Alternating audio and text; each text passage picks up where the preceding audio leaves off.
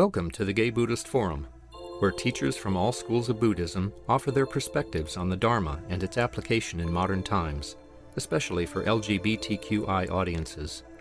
These talks are offered freely to the world and made possible by appreciative listeners. If you would like to support our efforts to share the Dharma with underserved audiences, please visit gaybuddhist.org. There you can donate, find a list of upcoming speakers, or enjoy many hundreds of these recorded talks dating back to 1996. Your name? Samuel. Welcome. So we're going to do everybody's name, so we'll start. I'm Don. Robin. Dad. Marty. Snake. Martin. Steve. Francis. John here. Roger. Victor. David. Drew. Peter. Andrew. Delvin. Ernest. And Troll. It's all back. John. Jack. Larry. Hal. Jeffrey. Michael. Winston. Lee. Neil. Bill. Paul. Clint. And then we have our speaker, Parlee, who Clint is going to introduce. Great. I'm very delighted to have Burt here today. Burt's been a personal friend of mine for years. We belong in this group that discusses the ideas of Ken Wilbur, the transpersonal philosopher.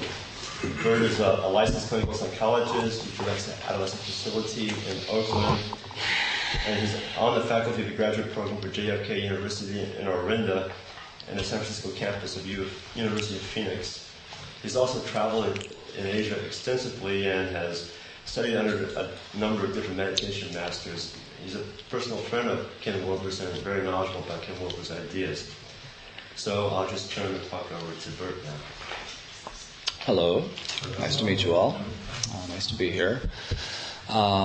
Along with what Clint was mentioning, I am a clinical psychologist, and I do a lot of teaching these days. I also supervise therapists at the counseling centers of both JFK and ITP. ITP is the Institute of Transpersonal Psychology in Palo Alto, where I also teach. Maybe I'll just give you a very brief history of how I came in contact with Wilbur's work. After I finished my undergraduate studies in Canada, where I'm from, I was on track to be an attorney, and before doing that, I decided I wanted to travel. I'd done some after high school in North Africa and Europe, and this time I wanted to take a trip around the world, and decided to fly to Indonesia, where I began, and it was for me at that time a pretty hedonistic journey. I had my guitar, I was playing music in little bars and partying as much as I could. And had occasion in Thailand one evening to encounter a Buddhist who first explained the Dharma to me, which was a very pivotal moment in my life. I felt that for the first time I had really heard some sense of the truth in a profound way, and changed all my plans so that I could go to a 1-month Dharma course at a Tibetan Buddhist monastery in northern Nepal a couple of months later. And after doing that course, which confirmed for me more than ever the hopes I had after initially hearing about the Dharma from this man I had met, I stayed for some more months at this monastery, seriously considered shaving my head and doing the full thing. But toward the end of that time, I encountered some other Westerners in the monastery who were telling me about different forms, not only of Buddhism, but of various Hinduism practices, and I decided to take a trip around the subcontinent where I got involved with various Vipassana teachers. And from what I understand, from what Clint tells me, there are a variety of different Buddhist adaptations here that those of you are involved with? Okay, good. Quite a variety. Okay. And that was what I had the opportunity to experience in India. All kinds of Theravadan, Mahayana, and Vajrayana teachers I was lucky enough to spend some time with. And, of course, what I began realizing was, as I would listen to these respective teachers, most of them seemed to believe or imagine that their approach, understandably enough, was the way. And I was left with trying to make some sense out of what kind of Dharma seems to represent either a higher truth or a truth that's more pertinent to myself. And not only Buddhism, but different other forms of esoteric mysticism were also making this claim. And I didn't resolve that. I came back to Canada, quickly came down to America to live. At the time, in the 70s, there wasn't very much going on in my very provincial part of eastern Canada. And so I came to California, where things were already gelling quite nicely, with lots of Dharma schools operating here. And decided that instead of becoming an attorney, I wanted to be a psychologist. It seemed like that would be the best route to study this Dharma that I had become so interested in. Indeed, somebody had said that Buddhism has a variety of forms. Most grossly, it's a religion, more subtly, a philosophy, perhaps even more profoundly, a psychology, but ultimately a way of life is what defines Buddhism, and that made a lot of sense to me. So I wanted to study it as a psychology, since a way of life didn't seem to offer anything in terms of a career at that time. So I went to a place called Naropa Institute. Has anybody ever heard of that? Okay, that's a yes. And that was under the tutelage at the time. Chogyam Trungpa Rinpoche was the president of the school and was very involved. I was lucky enough as a Canadian to get a job as a bartender for a lot of the Buddhist catering companies there. And so I had opportunities to serve Rinpoche a lot of martinis. And had a wonderful experience in the Naropa contemplative psychology program, where the emphasis was on immersing yourself experientially in the Dharma. The instructors there were encouraged to push everybody to come up against themselves as much as possible, so we all had to discover and become intimate with our own respective neurotic styles and come to make friends with them. That was the whole idea of it, and that was very valuable. It was around that time that I encountered Ken Wilbur's work and was immediately attracted to it, because he was then attempting in his initial thrusts to integrate all of these different forms of Dharma that I was attempting to understand. And he wasn't only attempting to integrate the different schools of Buddhism, but also, which very much talk to the higher levels of consciousness. There's a lot of distinctions that are made. There's the 10 boobies of the Bodhisattva and all the rest of it, and the Madhyamika that I was interested in, but not much was being addressed with the lower levels of consciousness. And Wilbur was somebody who combined esoteric Buddhism and Hinduism with not only psychological schools, but he incorporated sociology, anthropology, just about everything. And for me, that was very attractive, because I wanted to see how everything fit, and he very generously and conveniently did just that. Now, that being said, one of the biggest critiques of Wilbur is that he is a hierarchicist. He rank orders things as he understands their relative worth, you might even say, where they fit in terms of depth of understanding. And this gets him in a lot of hot water, and maybe, I'm sure a little later we'll have a discussion about some of these things. A lot of people have a lot of issues with Ken Wilbur, and I'll touch on some of these in a few moments. But the first thing I think it's important to discuss about Ken Wilbur in introducing his work is to talk about his levels of consciousness. He begins by he goes to what's called either the Great Chain of Being or the Perennial Philosophy. This is, as he describes it, something that has been described by just about all of the wisdom traditions throughout history, that there is indeed a hierarchy of consciousness as it develops. And this occurs both ontogenetically as well as phylogenetically. In other words, in the development of the individual on the one hand, and how that corresponds with the development of the species in an evolutionary sense. The beginning stage, as he describes it, is the physiosphere, the sensory motor, matter itself, inanimate, ultimately. With the human being, though, the neonate, the infant, the earliest stages of life, where there is a fusion and enmeshment with the mother as well as the entire world, there isn't any sense of where the body stops and the other begins, where the blanket begins, where anything begins. We all know in our contact and exposure to young children that there isn't a well-developed sense of other at all. So there's a fusion and an enmeshment. And this lasts up until the first few months of life. Around the 4th month of life, there begins to be distinctions occurring for the infant, where they are able to distinguish between chewing on the blanket and chewing on their thumb. They don't have teeth yet, but they can tell the difference. There's some sensation a little bit. And this Wilbur calls the beginning of the emotional sexual life, where feeling comes into the picture, feeling of oneself. Wilbur also associates these different levels of consciousness with different worldviews. The earliest, again, phylogenetically being the archaic, back in our prehistory when we were just coming into this form that we now embody as Homo sapiens, there wasn't much beyond a kind of instinctive and primitive impulse set in terms of life. One way to think of it, this conscious development, is of the skandhas. People familiar with the skandhas at all? A little bit with Buddhism. It begins with form. This is a Buddhist conception of the levels of development. Form develops into feeling, perception, conception, and then consciousness itself. So this is the early phase. This is form. Developing into the emotional sexual, which is feeling. And this is anywhere from the 5th or 6th month up until the 2nd year of life, where the individual is individuating from the mother, from the environment altogether, has a clearer sense of where him and her begins, and at the latter end of this,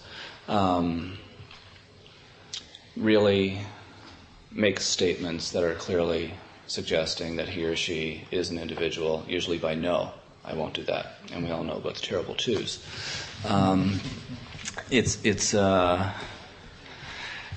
With all of these shifts that go on as well, it's important to remember, as Wilbur describes it, that these are fulcrums of development. And by a fulcrum, he means a transitional period or stage. And it begins with an enmeshment, a fusion of the individual with this new level of adaptation, so that identification is occurring at a new level. This then has to be let go of a little bit. And we all know this about our own development. We have to, as soon as we embody a certain stage, life comes along and gives us lessons to keep pushing us forward, and we have to disidentify or differentiate ourselves from that which we've just perhaps consolidated. And once we differentiate, this allows us then to have experiences that move us to the next level, which we have to reintegrate again. So there's always, as Wilbur describes it, a transcendence of the previous level, and associated with that is an inclusion of that level as it's disidentified with, but the functional capacities of it are maintained and retained as they're brought into a higher level of reorganization. Is this generally making sense to people? Okay, and after the emotional sexual level, then with everything associated with feeling, there's the beginnings of, and there had been previously too, around the 6th or 7th month of life, images begin, symbols that represent images as classes of symbols begin occurring for the individual. And at the upper level of this pre-operational stage, and Wilbur borrows a lot from Piaget, the famous French cognitive clinician, conceptions occur where the child is beginning to think concretely about things and give things names and be able to elaborate on them more. After this, Wilbur describes the rational level, the beginning stages of the rational, in children usually 7, 8 years old. And the early stage, concrete operations, represents the ability to represent things, to have correspondence between the intrapsychic mind and the world out there, to represent things internally and to be able to talk about them in those ways. In other words, to be able to operate on things internally. At each of these stages, of course, there are possibilities of ruptures and derailments, things that don't allow development to occur smoothly. And when this occurs at any given level, and this is one of the geniuses of Wilbur, there is a certain type or style of pathology that occurs that is more or less amenable to a certain or different style of therapy. One of the things that, if you were a psychologist, you'd be contending with is all of the different schools of psychology that suggest their way is the way. Again, not unlike Buddhism. For those of you who are, what came to mind was the saying by Joseph Goldstein when talking about the yanas of Buddhism. People familiar with the Hinayana, the Mahayana, and the Vajrayana? The lesser, the greater, and the diamond vehicles. And when Goldstein was asked about this, well, what about the lesser vehicle and the greater vehicle? He said something to the effect of, it really doesn't matter in the end. All vehicles will be towed away at owner's expense. And it's so true. Everything has to be disidentified with, ultimately, let go of, and reassumed at a higher level. So our attaching onto anything becomes problematic. And this is what Wilbur talked about in terms of the different schools of psychotherapy, that they all are partially true. But to be singularly and universally applied indiscriminately creates problems because they might not be the best fit for whatever the condition is. So at the earliest level, where psychosis can be the case, the best kind of treatment, a lot of the times, is at that matter level of physical intervention. With what we have now with our major tranquilizers, again, with degrees of therapy, these are wonderful for people, that they really do allow people who have psychotic or schizophrenic conditions to not have to suffer from those things nearly so much in a florid sense. At the feeling emotional level, where there has been ruptures and interruptions of development, the structure building techniques of self-psychology and object relations have come to be seen as the most effective. At the next level, where images and symbols and concepts arise, where people are able to take roles and assume different dispositions relative to things, there's this continual expansion. There's, of course, the assumption of roles and the getting caught in them. So if the roles are not integrated fully, there's going to be degrees of repression as we try to adapt to societal dictates, expectations of whatever group we're in. And these are best treated by what are called uncovering techniques. And there is a whole slew of these in psychology. Anyway, moving up the level, the rational, as it matures, becomes capable of different perspectives. Initially,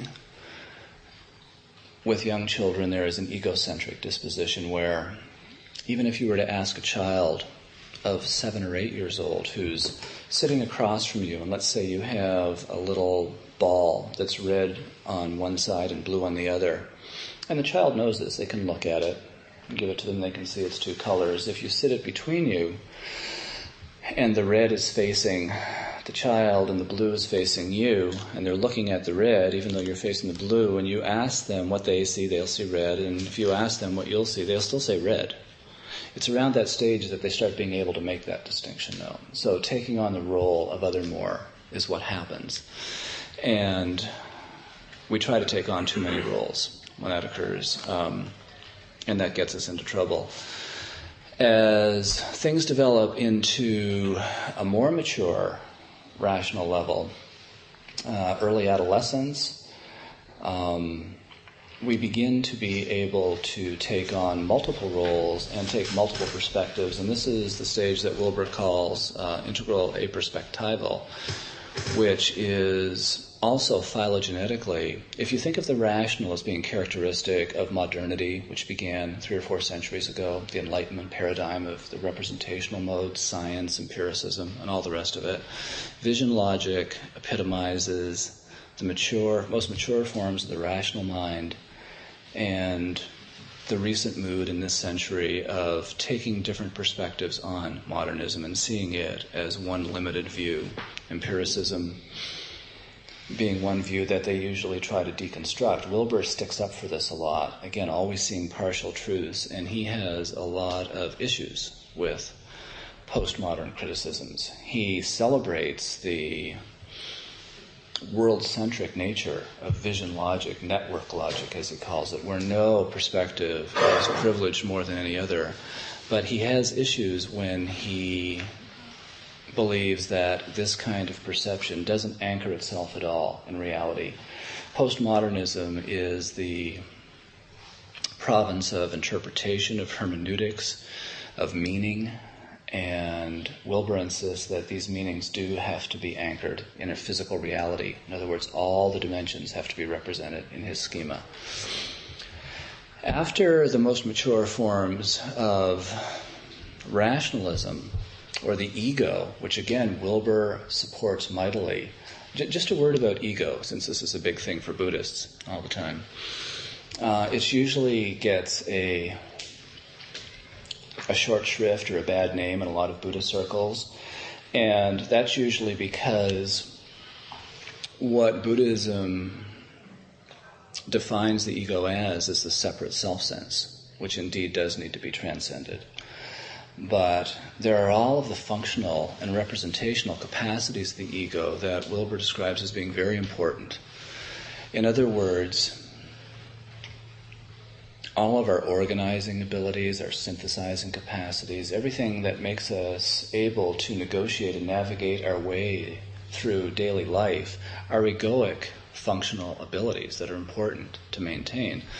Likewise, the conventions that are associated with the way we internally represent ourselves as an I, an independently existing person, don't need to be jettisoned or thrown out, according to Wilbur. They're very important conventions, but only that. They don't need to be reified or solidified, but it's important to maintain them. Otherwise, things get a little loose for the self, and it's important to make that distinction.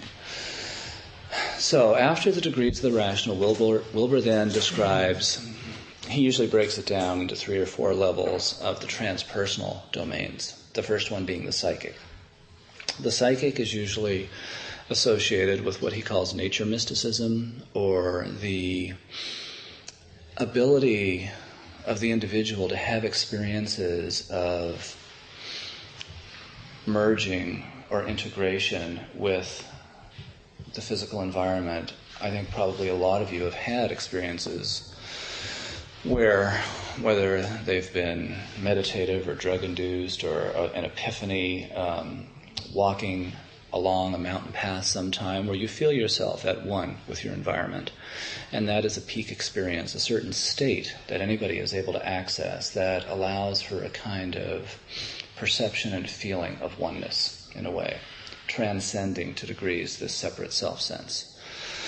Beyond that, Wilbur describes the subtle realm, where the realm of the archetypes of higher intuitions and illuminations are experienced, so that there is some insight into primal forms and figures. This, in Mahayana Vajrayana Buddhism, is the domain of the yidam, of the yoginis that are meditated on, that are attempted to be embodied in tantric practice. And finally, the causal domain is what Wilbur describes as that of the witness, that of the self that is at one with the environment, nature, ecologically sound being, where there is only perception as the self, of the self.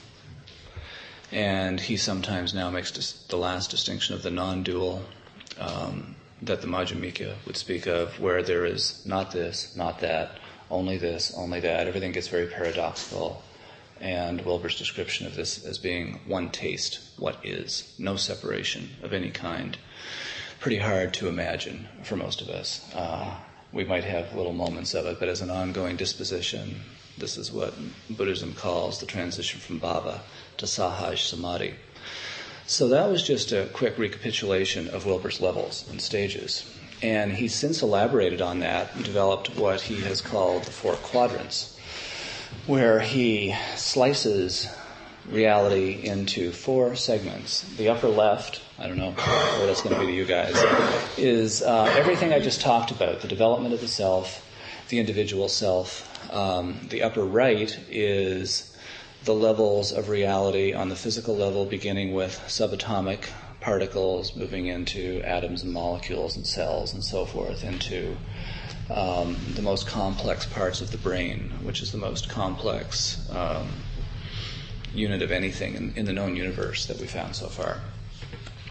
In the lower levels, these are the collective domains. The upper is the individual, both internal and external. The lower, on the left-hand side, coming down from consciousness, is what he calls the cultural domains. And these are all the different ways that humans configure themselves in terms of customs, interpersonal relations, values, degrees of meaning, in other words. The lower right are the corresponding institutional agencies that associate with the cultures. In other words, government buildings, all different kinds of organizations that cultures allow themselves to be structured by and as. And this has been a nice advance in Wilbur's work. He's gone through what's called Wilbur 1, Wilbur 2, Wilbur 3, Wilbur 4, and he's always enlarging upon himself, which I find very refreshing, because a lot of times theorists will get onto something and then spend a lifetime trying to justify it and bolster it and defend against any critiques of it. Wilbur is involved in ongoing discussions with all manner of individuals who criticize his work, and he allows himself to learn from that and to develop newer and newer models, which, as he says, just transcend and include his earlier work. Most of what he originally put forward he doesn't think needs to be dismantled, but simply enlarged upon.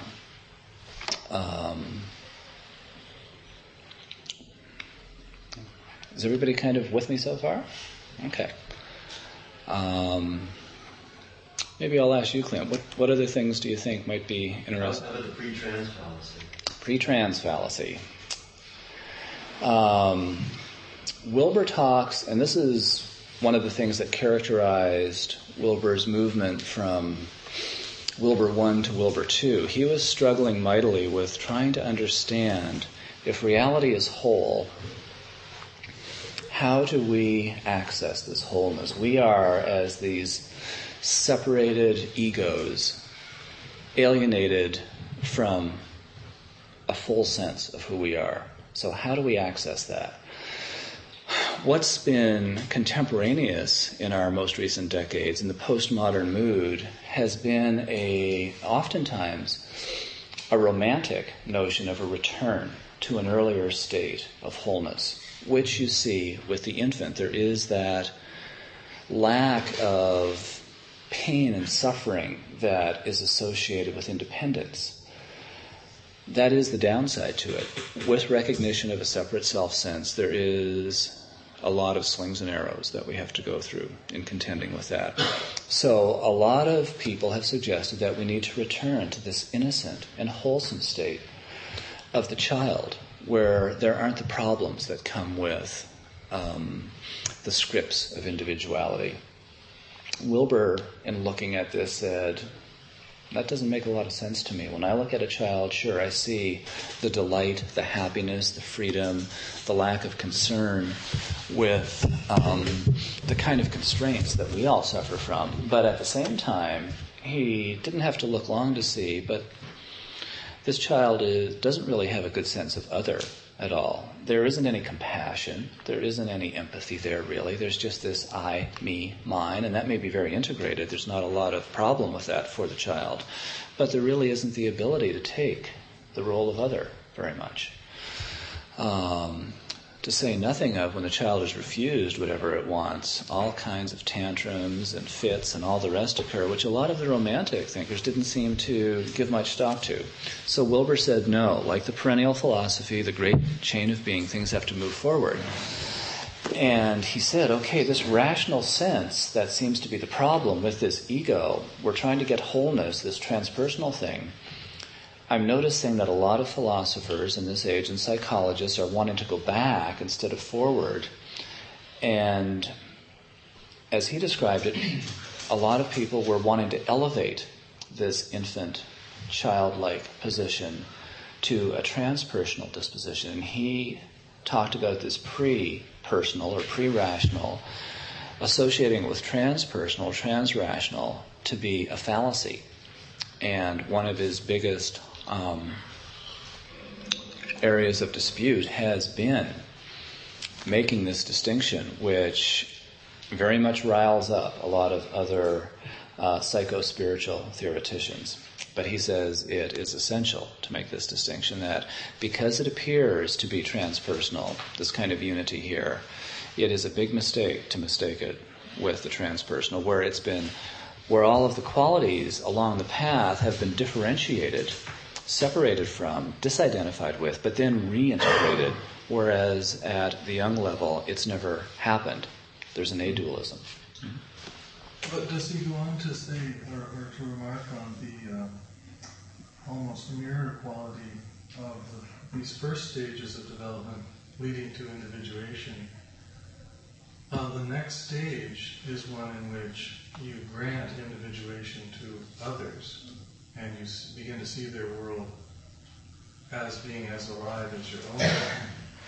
And then the next stage up, as he's going up, is a recapitulation of the previous stage of emotional development, becoming an integration of tantric principle, and then the stage of oneness, of unity with the cosmos, is a recapitulation of the first stage, but in a reverse way. You're folding back that development that took place that created this ego, which is, in Buddhism, the cause of suffering. The ego can't be made of a beautiful, rational ego that doesn't need to be worked on anymore. It does need to be dismantled, and but done so without losing touch with the consciousness that has always been, even in the child. And I would disagree with the characterization of the child. My cousin was had given birth to some kind of bodhisattva child. If you can get into the space of the child, that's a place of oneness. And it's the same place that I feel in the presence of a great teacher. And there's no distinction. But you're right, she has not gone through these stages of development yet. But her full development will be to develop into a human being, and then, peel away slowly that development. I think. This is maybe just my theory, I don't know. No, well, it's nice to hear, because this is what I was saying. There's some subtle distinctions, but this raises issues for people, this very thing that you're talking about, and there's, I think, so many different ways of describing it. It sounds like you're identifying the potential in this person that's there to be cultivated. Well, I would say that it's there fully formed. It becomes hidden through developmental stages in which we're developing into something else for other purposes, societal purposes. And can be gotten back to by going ahead. I mean, he's right in saying you don't retreat, it's not a romantic view of this. You continually, you develop further, getting yourself away from those developments which were extra and returning to. Well, I mean, it's a kind of language, and there's it appears humorous to look at it one way or the other if you view these words as. Well, what I'm really enjoying about this is you're able to communicate and express pretty much the issue that Wilbur has, and who knows if Wilbur's right. I tend to subscribe to it, but you're representing the more romantic view. And what Clint can tell you is in our Ken Wilbur discussion group, not only is it a very common view, it's a very common view, it's the dominant view in psycho-spiritual circles, the one that you represent. Well, I'm not sure that I know the one you're talking about, and I think it's as goofy as you think it is, but I think that there's so I don't know that I'm communicating as well. I think the things that subtle are... distinction, which is the development imagery. I'm sorry, I'm taking it. Oh, no, it's fine. I'm glad. In fact, I really want to encourage questions. I think dialogue is more important about all of this than me talking along about something. And just, is it related to that? Yeah. Okay. Because I'm afraid, I understood this gentleman better than I understood you. Okay. But having understood him better, I think I'm now in a good place to hear you present again your contrasting position so that I can hear what it is which is not that. Okay. One of the things that he was mentioning a moment ago is he said it was fully formed and things just need to be taken away. And in some sense, if you look at that, perhaps it's true. But the idea that it's fully formed, if we want to use that language, yes, it might be, if we want to conceptualize it in that sense, but there's no way you're going to take it away at that point in time. It has to wait. So we can use that language if we want to, and I think in an absolute sense, if we think of there only being, ultimately, consciousness itself, of course anything, all of this, is absolutely mature and fully developed. But in a relative sense, it doesn't make a lot of sense to speak of it in those terms. Ultimately, it's true. Absolutely, there is no separation. There's no distinction between anything and anything else. But relatively, in the developmental or evolutionary path, there has to be an accumulation of experiences that allow for feeling to form, for images to arise, for conceptions to develop out of that, for conceptions to develop out of that. These are all working through processes of experiences being navigated and negotiated by the self-sense, without which they won't occur. So we might say that a child has this capacity fully, and they do in some sense, but in any relative sense, it doesn't mean very much. And it's not so much a return to that state because it's never been differentiated in all the ways that I'm trying to talk about, where the self has to differentiate from only matter, from only the biological, pranic, elan vital nature of energy into the various forms of mental representations. But I knew this was going to be a hot one. It helps me in trying to go through this forest that we're in a sense, talking about, to think of the physical domain as being very important. So to me, the ego is the management tool, or the ego is not something to be gotten rid of at all. It's the thing that's going to help me not know enough to get out of the way of a truck coming down. And and a lot of our thoughts and feelings, as we've discovered, are connected into the biology of the development of our brain. What's his name's work on the amygdala? Daniel Goleman's work. Dan Goleman. That's just talking about. I shouldn't have said that. That makes things confusing.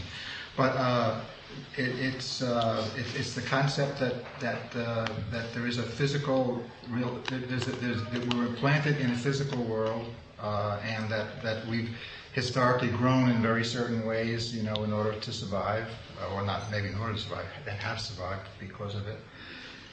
And so obviously the child, I also have just acquired a grandchild, so, and I look at it, well, its brain isn't even all there yet.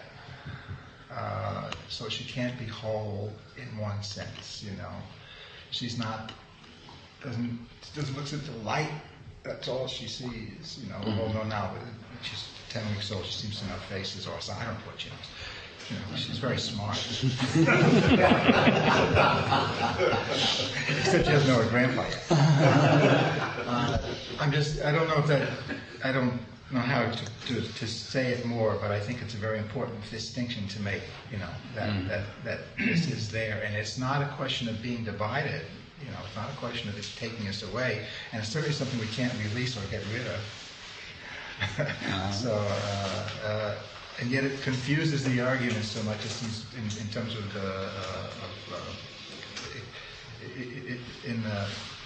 in terms of our analysis of Eastern Philly. Mm-hmm.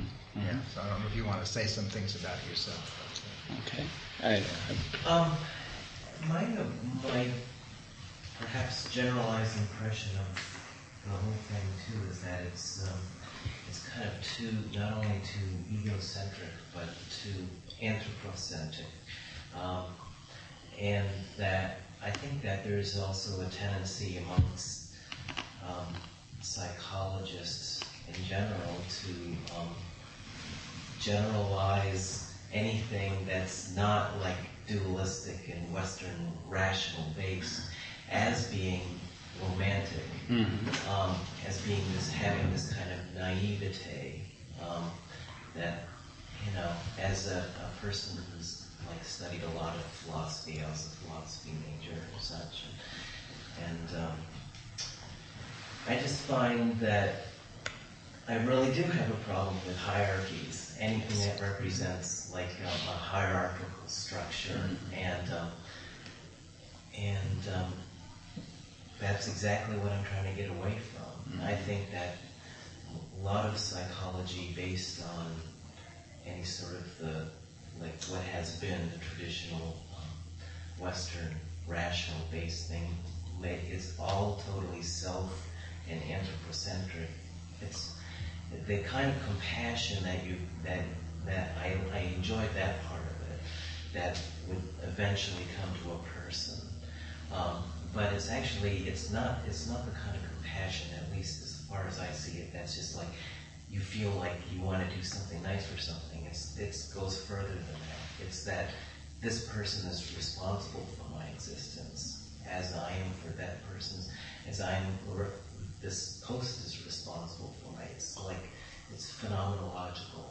It's not like just this simple niceness. Let's be nice to each other sort of compassion.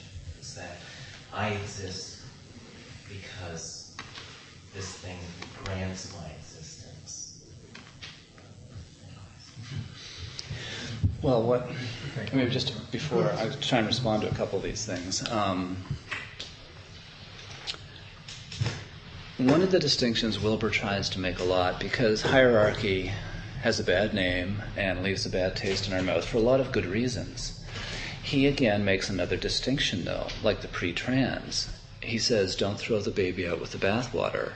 That in truth, hierarchies define and constitute reality at every level. And they do. I mean, however much we might have issues with them. Wilbur says our issues should be with dominator hierarchies. And those are a problem. Absolutely. And we see them all around us. You look at things like the Nazis or the KKK, you know, they have serious dominator hierarchies. And there have been all through history where one group has elevated itself to a certain level, or one person, and wanted to intentionally dominate others in a very uncompassionate sense. That Wilbur distinguishes, though, from benign hierarchies, where you have grandfathers and fathers and mothers who are clearly in a hierarchical position over the child. They darn well better be, too, because if that child has an equal voice in the family and has chocolate for, you know, breakfast, lunch, and dinner every day, and can go play in the traffic if it wants to because it has an equal voice, you're going to have a problem. There have to be hierarchical structures. Buddhism talks about it at length. This has been one of the issues with Buddhism's incorporation into our very postmodern and egalitarian West is, yikes, you know, what do we do with all this? The important distinction is to make between a dominator and a natural or benign hierarchy, which happens all through nature. But it's a kind of unitive and functional force, hierarchically, where nothing is dominating anything else, that there's a cooperation and a collaboration between components and elements in the system. This is general systems theory, essentially. So before we go there, I'll come back to you. Well, let's make sure we get everybody. Get everybody? Okay, then. Well, I think the problem is that I suspect Ken Wilbur of having a dominating ideology. I mean, I see Ken Wilbur as extremely Hegelian. I don't see much that Ken Wilbur has written that Hegel didn't write first. He's very dialectic. This idea of transcendence as a form of inclusion. You started building this metaphor of childhood and adulthood, and if you're going to impose that on history and societies in childhood, you're going to end up with societies that are in the position of the child. And so this is what Hegel did. He looked at the Jews, and he saw them as being a sort of lower kind of religious development, and not quite as spiritual, not quite as rational, not quite as free. And it had terrible consequences. And I see it as sort of benign, but I see that there's great potential in Wilbur for developing into the dominant ideology. Well, that's a good point, and those are a lot of the criticisms that have been leveled against Wilbur. And Wilbur does address those things, though, too. He also addresses, for example, what used to be the Romantics' epitome of development. They would go back to ancient Greece, which is a lot of what we associate with the earliest levels of logocentrism and anthropocentrism and all the rest of it. Wilbur rightly says if they were that integrated in those days, why were a third of the people slaves? Why weren't women liberated, et cetera, et cetera, et cetera? He very much critiques certainly parts of Hegel, although he's very much, to some degree, an Hegelian. He believes that that idealist notion was a really good attempt at integrating the I, the we, and the it of morals and art and science, which is something we're still trying to do. I think that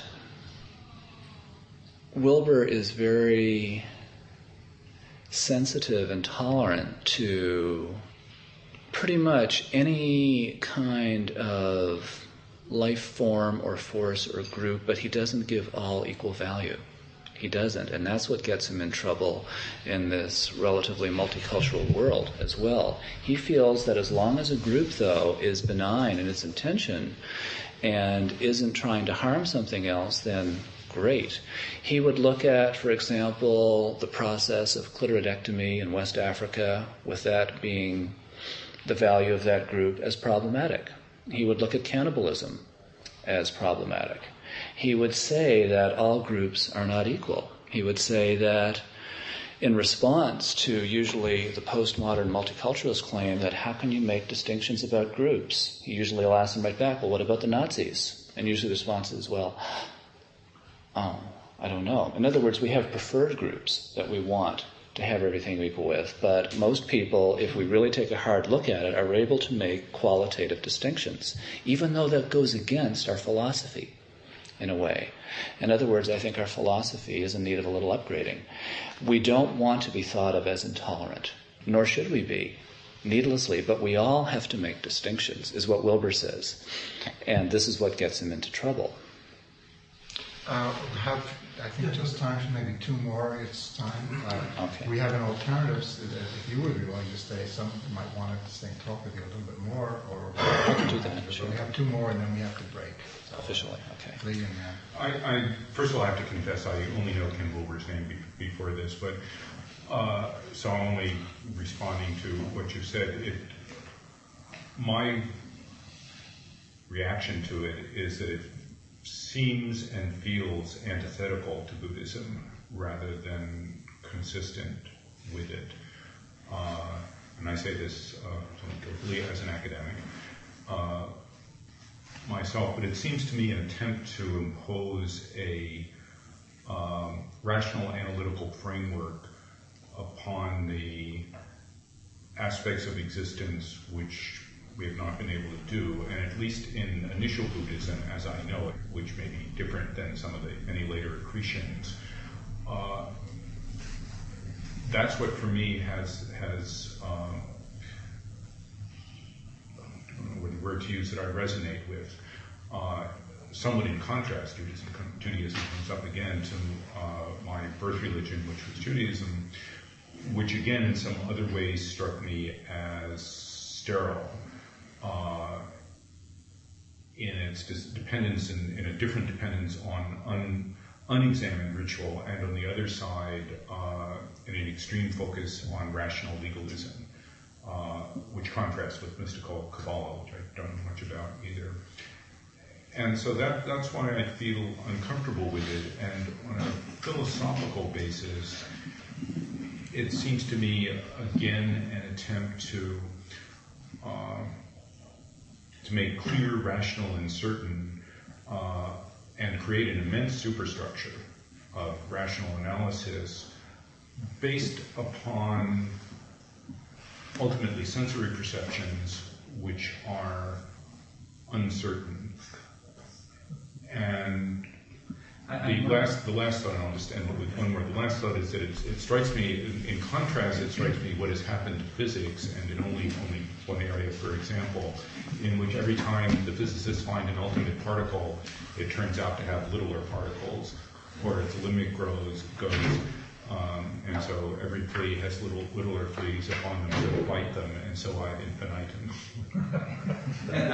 In response to that, I'm in complete agreement with everything you're saying. I'm not sure if I was misrepresenting this as being an analytical and rational and logical thing, only saying instead, though, that as was suggested earlier, in terms of facilities to get through traffic and do everything that we do that require the rational mind, everything that we enjoy here, all these lights, all the rest of it that are products of it, that Wilbur doesn't want to discriminate against that, like is so often done, as being merely rational or only rational and therefore problematic. He situates it and locates it within a larger system and sees its relative worth, but it too ultimately becomes deprivileged and marginalized in the face of consciousness itself. Very briefly about the Clint, I think we really are short of time in this gentleman. Perhaps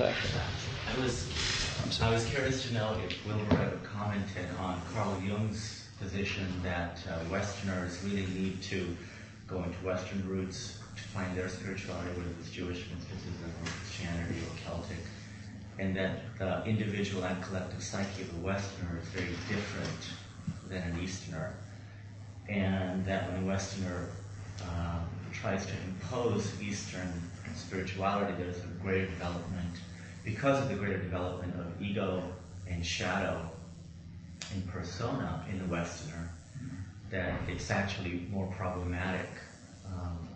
I haven't heard anybody, and I was wondering if Wilbur has addressed this at all. That is a very good question.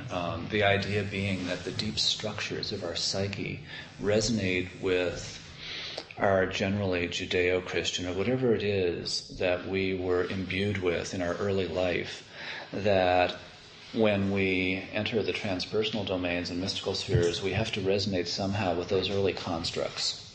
And this was put forward by Jung very, very strongly as he came to embrace the mysticism of the East, but had difficulties with not being able to resonate with their cosmologies and symbologies that are associated with this. And he said we have to somehow find a way, him coming from the Christian tradition, to make it a more transpersonal religion, esoteric religion, and so forth. Wilbur thinks that we're on the verge of creating something entirely new around this millennial time, that we are world-centric now, that we have to transcend the mythic religions, which are largely, or usually how they are exoterically practiced in the West with Judaism, Christianity, Islam, and so forth. We have to find some way, if we can't mystify them more completely, and he's not sure that's the right way to do it, that there needs to be some new thing evolving here, and he's not sure what it is yet. He's imagining that there may be, who knows what's going to develop, but there need to be new structures to come along. But he too, like Jung, doesn't think that we can just grasp onto the Eastern forms of Buddhism, although he is very much a Buddhist, more than anything else. But he would agree with Jung in that we have to do some reconfiguring here. That's all right. Thank you very much. And there's people who are probably going to pour hot tea on me because they want to raise their hand. I'm sorry. Thank you very, very much. Oh, you're very welcome. Thank you for listening to the Gay Buddhist Forum. If you would like to hear several new talks per month and be notified of upcoming speakers so you can participate live, please subscribe to this podcast, like us on Facebook, and join our mailing list by visiting gaybuddhist.org.